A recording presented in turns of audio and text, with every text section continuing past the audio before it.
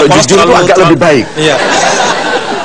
Pak Hatta, sahabat-sahabat saya terkasih, kejujuran itu bahasa yang paling mudah. Orang kalau jujur mudah minta maaf, mudah mohon maaf ini baret.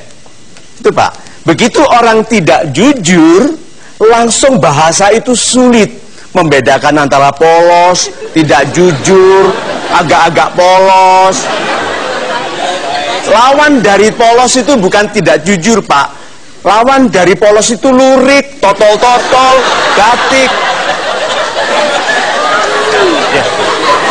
Yang kedua, pergi ke bengkel cat agar mobil diperbaiki, tapi tidak bicara apa-apa. Ini lebih baik. Siapa orangnya itu tadi? Salam super Pak Mario. Salam super Ibu. Sebenarnya jawaban ini kurang tepat. Kenapa saya tetap memilih B? Karena mendekati dengan jawaban saya. Super sekali. Jawaban saya sebenarnya adalah saya ingin tetap menceritakan bahwa itu adalah kesalahan saya sehingga mobil teman saya lecet dan saya bertanggung jawab untuk memperbaiki mobil tersebut. Super sekali. Nah, yang ketiga, menyampaikan bahwa ada lecet kepada teman tapi nggak tahu. Ya. Nah, siapa tadi yang tiga? Terima kasih. Nama saya Arif dari Jakarta. Begini Pak, yang pertama, seorang pemilik pasti lebih tahu daripada yang peminjam. Ya, terus dia tahu. Ini tadi nggak ada baretnya. Terus Anda bilang apa? Mungkin saya salah.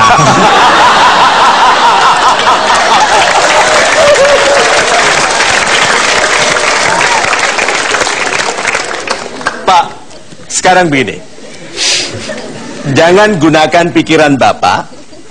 Saya mohon Bapak gunakan hati baik Bapak. Yang seharusnya Bapak lakukan apa? Yang seharusnya saya lakukan, saya mengaku. Ketika belum tentu setelah saya mengaku disuruh memperbaiki oleh pemiliknya, Pak.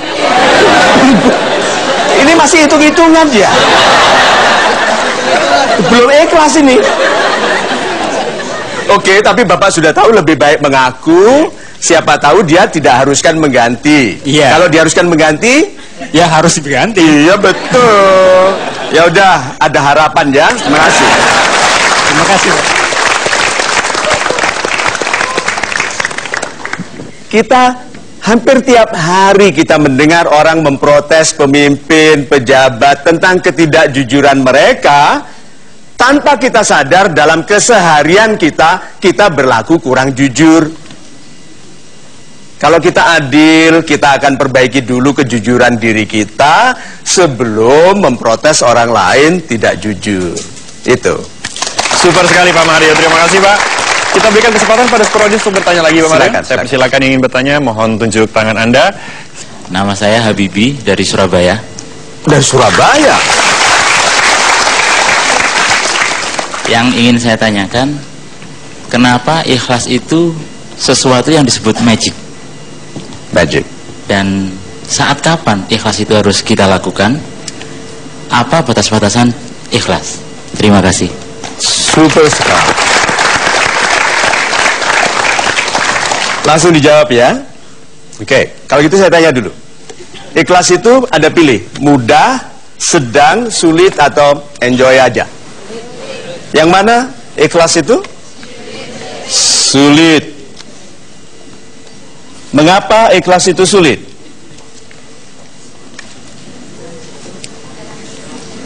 Karena ikhlas itu bukan perasaan. Ikhlas itu jalan hidup. Ayo cek dulu keikhlasannya. Anda tahu bahwa tidak ada kebaikan bisa sampai kepada kita kecuali diizinkan Tuhan? Tidak ada orang bisa mencegah rezeki kita kalau tidak diizinkan Tuhan. Orang yang ikhlas itu menerima apa adanya sebagai perintah untuk mengupayakan yang lebih baik. Nah, sampai kapan? Ini loh. Ikhlas adalah siklus tanpa akhir yang menghebatkan rezeki. Mengapa? Ikhlas adalah meminta yang terbaik Kalau Anda ikhlas bertuhan kepada yang maha kaya, itu minta yang terbaik. Tuhan maha pengasih, maha mengizinkan, minta yang terbaik. Lalu bekerja untuk hasil terbaik. Bekerja bukan hanya asal di absen, lalu berharap cepat pulang. Ikhlas adalah meminta yang terbaik, bekerja untuk hasil terbaik sampai detik terakhir kita harus menerima. Setelah menerima, kita terima dengan penuh syukur. Nah, lalu setelah diterima dengan syukur, bekerja keras, minta 1 miliar, bekerja untuk 1 miliar, dapat 15.000. Ikhlas. Iya dong. Mau apa lagi? Dapat 15.000, lalu segera bekerja lagi, mencapai yang lebih baik. Tetapi kalau dapat 30.000 untuk beli rokok 20.000, coba, lalu memarahi Tuhan kalau kurang modal. Jadi kalau begitu pantas kehidupan itu siklus keikhlasan, karena kita minta, bekerja, bersyukur.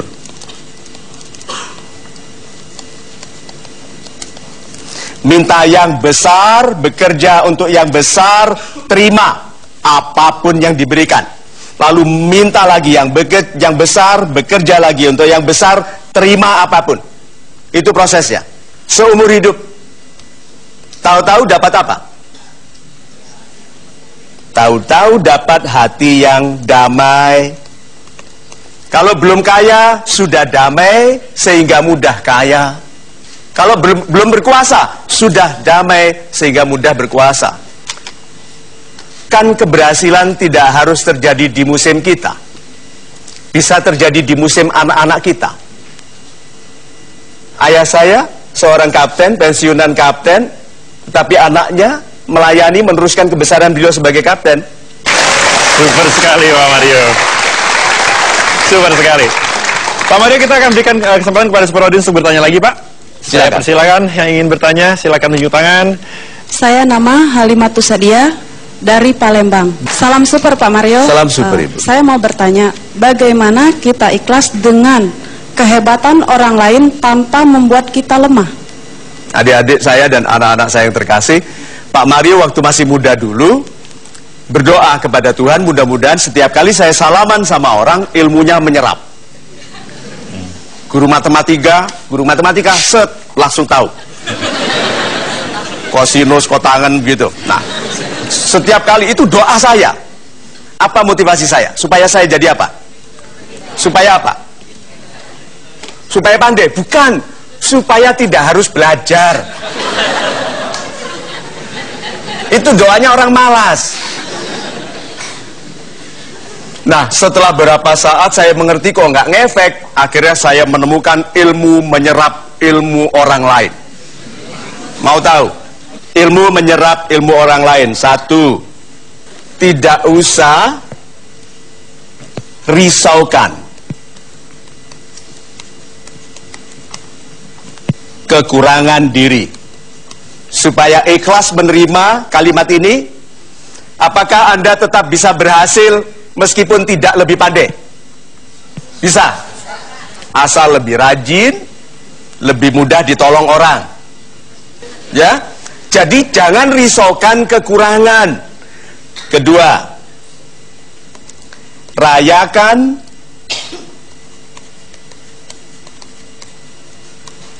kehebatan orang lain. Kalau lihat orang pandai, hebat sekali, super sekali, kok bisa ya? Rayakan kehebatan orang lain. Saya janjikan ini, adik-adik, anak-anak saya, pada detik pertama Anda merayakan kehebatan orang lain dengan ikhlas, langsung hati Anda damai. Salah satu beban di hati itu karena Anda bersaing dengan orang yang tidak Anda terima dengan ikhlas kehebatannya. Coba sekarang, bayangkan wajah orang yang Anda benci. Coba sekarang, bayangkan. Itu kok banyak sekali. Satu saja. Oke? Bayangkan wajah orang yang tidak kita sukai, bayangkan. Oke, sudah ketemu wajah itu, lalu katakan, memang dia lebih pandai dari saya. Memang dia lebih rajin. Memang dia lebih berbakti kepada perusahaan. Pantas kalau dia lebih dahulu daripada saya. Coba, langsung damai ya. Nah itu yang satu, coba 47 orang yang lain tuh. Rayakan kehebatan orang lain. Nah yang ketiga, ini cara menyerap ilmu orang lain adalah belajar untuk menjadikannya